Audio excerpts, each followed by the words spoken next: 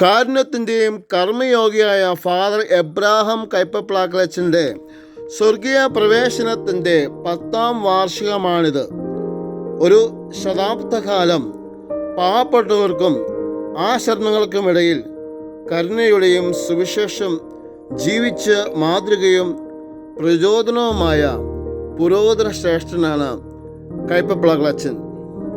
താൻ സ്നേഹിച്ചവരുടെയും തന്നെ സ്നേഹിച്ചവരുടെയും ഹൃദയത്തിൽ അച്ഛൻ കുറയിട്ട സുവിശേഷം നമ്മെ ഓർമ്മപ്പെടുത്തുന്നു.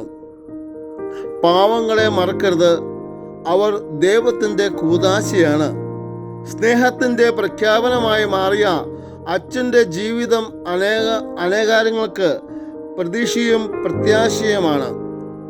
1914 ഏപ്രിൽ 16 പാലാ രൂപതയിലെ കൊഴുവനാലിൽ ഇടവയിലാണ് അച്ഛൻ്റെ ജനനം.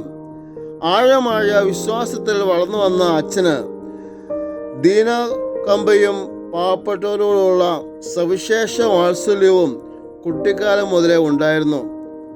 പൗരോഹിത്യ ജീവിതത്തിലേക്ക് വിളി സ്വീകരിക്കുന്നതിന് അത് സഹായവുമായിരുന്നു.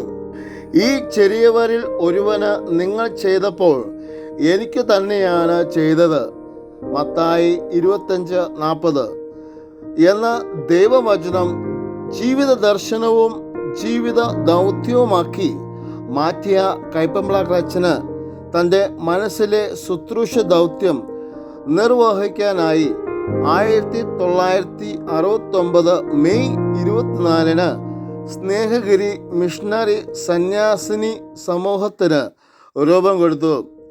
ഇന്ന് 3 പ്രൊവിൻഷ്യലുകളും ഒരു റീജിയനുകളുമായി 550ഓളം സിസ്റ്റേഴ്സ് ലോകത്തിൻ്റെ നാനാഭാഗങ്ങളായി ആതുര ശുശ്രൂഷ നിർവഹിക്കുന്നു.